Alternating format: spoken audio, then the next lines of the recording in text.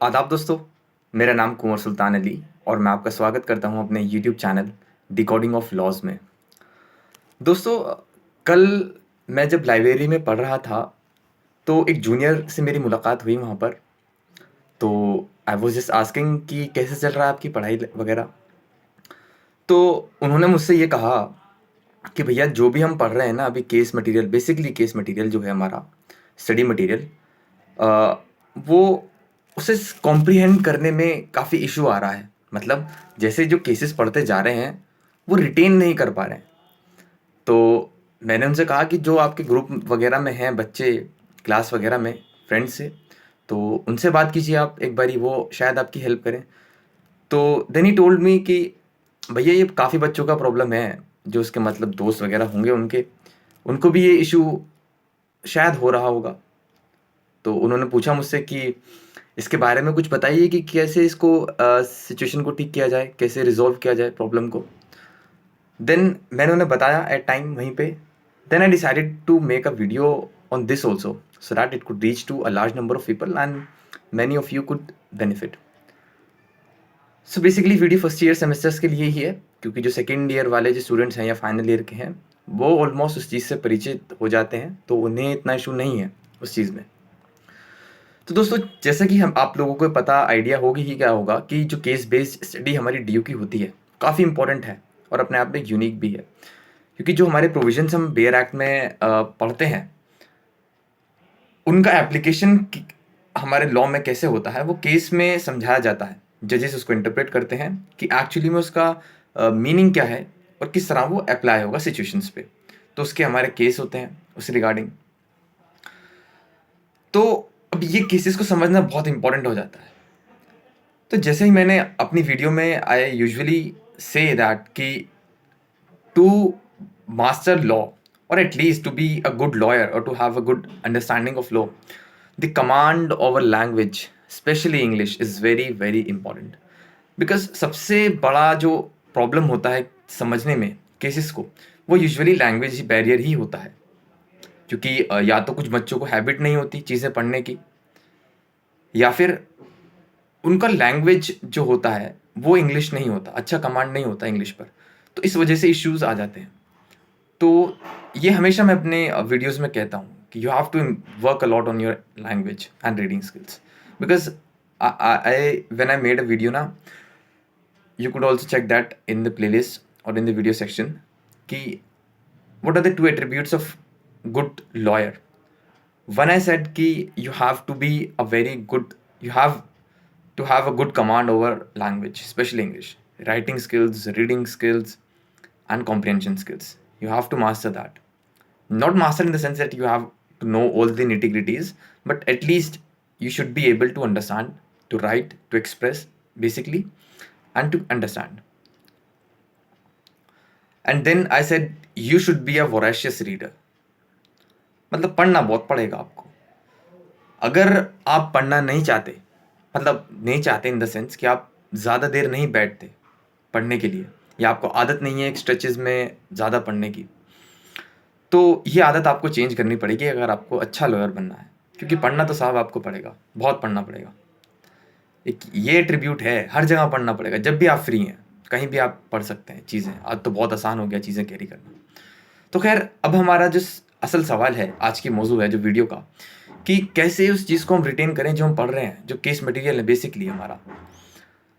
तो दोस्तों, इसमें क्या चीज़ें होती हैं, आपको क्या करना है, आप जब उसको रीडिंग करें ना केस का, तो जो उसमें पैराग्राफ्स होते हैं, जो भी पैराग्राफ में आता है, जैसे पहले फैक्ट्स बताते हैं यूजुअली जजेस जो होते हैं, पहले फैक्ट बताते हैं कि एक्चुअली स्टोरी क्या है केस का। उसके बाद वो कोशिश करते हैं कि इश्यू क्या है, हमें क्या फाइंड करना है। फिर अपनी वो ऑब्जर्वेशंस देते हैं जिसे ऑबिटर डिक्टा कहते हैं। और उसके बाद फिर वो अपना रेशियो देते हैं कि रीज़न क्या है जजमेंट में। और फिर जो रेशियो है उनका, जो रीजनिंग है, जो वो सोच रहे हैं उस सिचुएशन में कि लॉ इस तरह अप्लाई होना चाहिए, उसके बाद वो उस पर डिसीजन देते हैं, या तो फेवर में देंगे या अगेंस्ट में देंगे। तो ये बेसिकली फॉर्मेट होता है। तो कुछ चेंजेस हो सकते हैं इसमें, ऐसा ज़रूरी नहीं है कि ये फिक्स्ड है, रेगुलर है, बट मोस्ट कॉमनली यही होता है।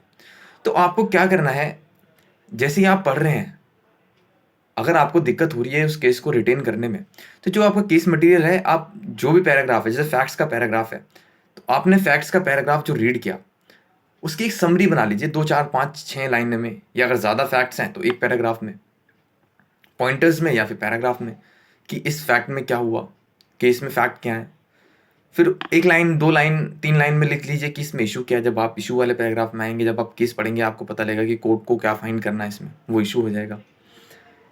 फिर 1-2 पैराग्राफ में आप कोर्ट ने क्या ऑब्जर्व किया है, क्या अपनी रीजनिंग दी है, वो आप उसको लिखिए पैराग्राफ में। और फिर उसके बाद क्या डिसीजन दिया, वो तो 1-2 लाइन का ही होता है डिसीजन यूजुअली, एक पैराग्राफ मोस्टली, डिसीजन तो बहुत छोटा हो जाता है। तो आपको ये काम करना है।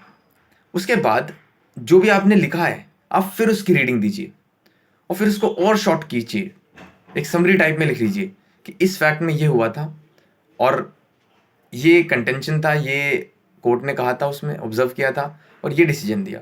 जैसे फॉर एग्जांपल आपका एक केस होगा, अभी मुझे याद आ रहा है, कार्बोलिक वर्सेस कंपनी जो है, Carlill versus carbolic company, smoke ball company जो है, जिसमें जनरल ऑफर का जो केस है, उसमें अब उसको कैसे करना है, देखो वो काफ़ी 2, 3, 4, 5, 6 पेज का शायद केस है वो, मुझे जहाँ तक मुझे याद आ रहा है, फर्स्ट सेमेस्टर में मैंने पढ़ा था। तो उसके अब शॉर्ट कितना शॉर्ट आप कर देंगे लास्ट में, जो मैंने बताया आपको समरी में कितना कर देंगे, आपको फैक्ट में जैसे बताता हूँ।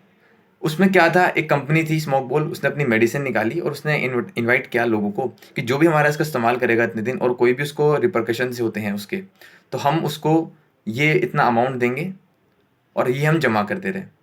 उसमें एक थी, कोई कोई लेडीज़ थी शायद, उन्होंने वो उनका प्रोडक्ट इस्तेमाल किया लेकिन उससे उसको फ़ायदा नहीं हुआ, तो उन्होंने क्लेम किया। ये इसका फैक्ट हो गया, इस पूरे केस का इतना ही फैक्ट है ना। अब इशू क्या है, उसमें इशू ये था, जो कंपनी थी उन्होंने कहा था कि ऑफर था ही नहीं, ये एक्चुअली में ऑफर नहीं था। उन्होंने कई सारी उसकी वजाहत दी कि क्यों नहीं है, क्यों ऑफर नहीं है, कि इसमें कंसिडरेशन नहीं था, उनकी तरफ से कम्युनिकेशन नहीं हुआ, हमारी इंटेंशन नहीं थी, इस तरह के 3-4 दिए उन्होंने। तो इशू ये हुआ कि क्या ये ऑफर है या नहीं है, 1 लाइन का इशू हो गया आपका।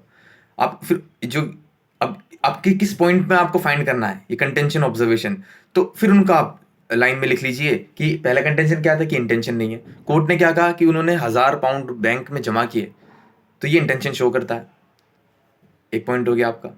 दूसरा कि कंसिडरेशन नहीं है, तो उसमें यह है कि उस बंदे ने खरीदा है वो चीज़, आपका प्रोडक्ट उसने खरीदा है इस्तेमाल करने के लिए, तो ये कंसिडरेशन है। उसने कहा कि कम्युनिकेशन नहीं हुआ उसकी तरफ से कि ऑफर एक्सेप्ट कर रहे हैं नहीं कर रहे। कोर्ट ने कहा कि जनरल ऑफर्स में कम्युनिकेशन, जब वो प्रैक्टिस, जो आपके इंस्ट्रक्शंस हैं उसको अगर वो फॉलो कर लें, तो वही कम्युनिकेशन मान लिया जाता है इस केस में। तो इस तरह से आपका जो है, एक अगर आप उसको सम अप करें या एक लाइन में लिखें, तो ये केस आपका एक पैराग्राफ में हो गया। और जब आप एग्जाम के वक्त इसको याद करेंगे, देखेंगे, रिवाइज करेंगे, तो आपको फिर से याद हो जाएगा। तो ये तरीका है शॉर्ट करने का। वीडियो ज़्यादा बड़ा हो जाएगा, लेकिन एक शॉर्ट में एक और मैं केस डिस्कस कर लेता हूँ आपके साथ आईपीसी में, जो कल्पेबल होमिसाइड या फिर उसकी जो एक्सेप्शंस वगैरह हैं, विरसा सिंह है, ये केस मर्डर का है। तो उसमें आपको देखना है कि ये फैक्ट है, उसमें फैक्ट मुझे भी ठीक से याद नहीं आ रहे, लेकिन उसका इशू ये था कि इसमें मर्डर होगा नहीं होगा। तो कोर्ट ने उसने कहा था कि जो इंजरीज कहाँ पर हुई हैं ये देखना बहुत इंपॉर्टेंट है। आगे उसका एक और केस है रमैया वाला करके उसका। तो इन 2 केसेस में कोर्ट ने ये इस्टेब्लिश किया था कि मर्डर कब होगा, कि वो इंजरीज का क्यूमुलेटिव इफेक्ट हम देखेंगे। ये नहीं कि मान लीजिए अगर, क्योंकि विरसा सिंह में कह दिया था कि इंपॉर्टेंट बॉडी पार्ट पे अगर नहीं मारा तो फिर वो कल्पेबल होमिसाइड में आएगा, मर्डर में नहीं आएगा। फिर कोर्ट ने इसको चेंज किया दूसरे केसेस में कि हम क्यूमुलेटिव इफेक्ट देखेंगे कि क्या वो इंजरीज ऐसी थी कि जिससे मर्डर हो सकता है, मर सकती है, डेथ हो सकती है, तो हम मर्डर में ले आएंगे उसको। तो ये शॉर्ट में आपको करना पड़ेगा इस तरह से चीज़ें। ऐसे करके देखिए, आपको बहुत फ़ायदा होगा। और अगर कोई फिर भी दिक्कत आती है तो आप हमें कमेंट सेक्शन में आप कर सकते हैं उसको मेंशन, मैं कोशिश करूँगा उसको रिप्लाई देने की, या फिर आप इंस्टाग्राम पे कनेक्ट हो सकते हैं हमारे साथ। कुमार सुल्तान अली के नाम से हमारी इंस्टा आईडी है। And please thank you for watching this video, and if you find it useful please share with your friends. Thank you.